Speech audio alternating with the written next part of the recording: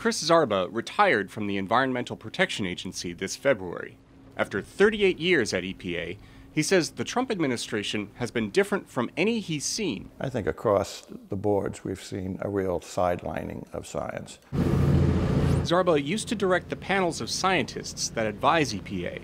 Administrator Scott Pruitt changed the rules governing those panels. He barred scientists who receive EPA funding.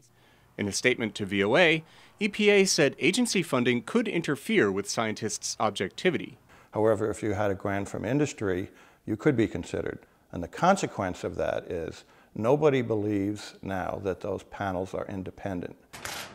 As the Trump administration undoes what it calls job-killing regulations on climate change, water pollution, pesticides, and more, Zarba says industry has a voice, but science does not. Well, I think obviously that human health and the environment will suffer. It's one reason Zarba says he's marching this Saturday.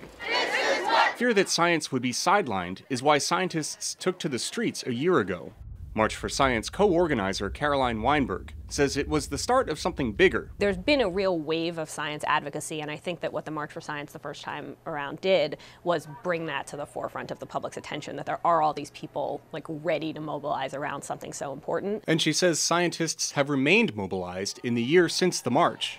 Earth and space scientists, who are members of the American Geophysical Union, are answering AGU's calls to action more than ever, says Executive Director Chris McEntee. What we're seeing is scientists coming to us to want to engage in increasing numbers in policy. And McEntee says they have scored some victories. Science agencies got a raise in the latest federal budget. And it's been a very long time, actually, since we had significant increases. Though many scientists are fired up over Trump administration policies, from withdrawing from the Paris Climate Agreement to loosening water pollution rules, Weinberg says that standing up for science is not partisan. It's only partisan because we've let that become the conversation, and pushing against that, I think, is one of the most vital roles we can play.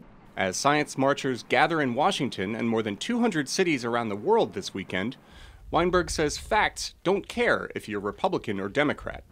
Steve Baragona, VOA News, Washington.